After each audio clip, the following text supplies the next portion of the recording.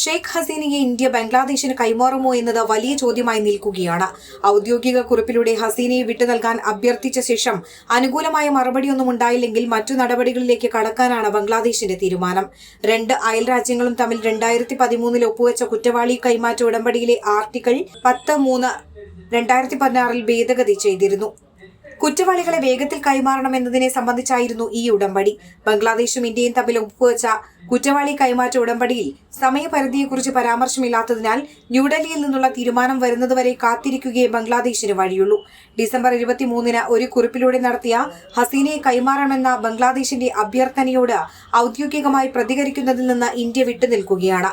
1975 ഷെയ്ഖ് മുജീബുർ റഹ്മാന്റെ കൊലപാതകത്തിൽ ഉൾപ്പെട്ട 2 കുറ്റവാളികളെ കൈമാറുന്നത് പോലുള്ള ശ്രദ്ധേയമായ കേസുകളിൽ ഈ ഉടമ്പടി ഇതിനകം ഉപയോഗിച്ചിട്ടുണ്ട്.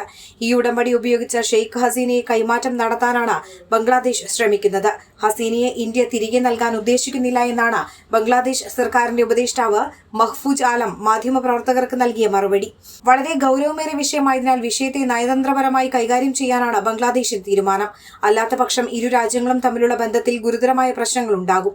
ബംഗ്ലാദേശ് ഇടക്കാല ഗവൺമെന്റിന്റെ അഭിപ്രായത്തിൽ കൊലപാതകം, വംശഹത്യ തുടങ്ങിയ മനുഷ്യത്വത്തിനെതിരായ കുറ്റകൃത്യങ്ങൾ ഉൾപ്പെടെ ജൂലൈയിലെ കലാപത്തിനിടെ നടന്ന കൊലപാതകങ്ങളുടെ ഉത്തരവാദിത്തത്തിൽ 100-ലധികം കേസുകളാണ് ഹസീന നേരിടുന്നത്. ഭരണകൂടത്തിനെതിരായ വിദ്യാർത്ഥി പ്രക്ഷോഭം രൂക്ഷമായതിനെ തുടർന്നാണ് പ്രധാനമന്ത്രിയായിരുന്ന ഷെയ്ഖ് ഹസീന ഓഗസ്റ്റ് 5 ഇന്ത്യയിൽ അഭയം പ്രാപിക്കുന്നത്.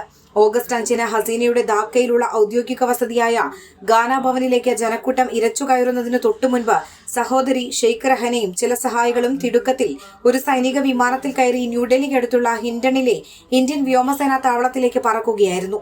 എത്തി മണിക്കൂറുകൾക്ക് ശേഷം ഹസീന വളരെ ചുരുങ്ങിയ സമയത്തിനുള്ളിൽ ഇന്ത്യയിൽ തങ്ങുന്നതിന് പ്രധാനമന്ത്രി നരേന്ദ്രമോദി സർക്കാരിന്റെ അനുമതി തേടി. അന്ന് ഇന്ത്യയിൽ നിന്ന് ഉടൻ തന്നെ അവർ നോർവേയിലേക്കോ ഫിൻലൻഡിലേക്കോ യുണൈറ്റഡ് കിങ്ഡത്തിലേക്കോ പോയിരിക്കാമെന്നാണ് പലരും കരുതിയിരുന്നത്. എന്നാൽ ഹസീനയും കൂട്ടരും ഇന്ത്യയിൽ തുടർന്നു. ബംഗ്ലാദേശിലെ യൂനസിന്റെ നേതൃത്വത്തിലുള്ള ഇടക്കാല സർക്കാർ ഓഗസ്റ്റ് 8 ചുമതലയേറ്റത്. ഇതുമുതൽ ഷെയ്ഖ് ഹസീനയെ കൈമാറണമെന്നാവശ്യപ്പെട്ടിരുന്നു.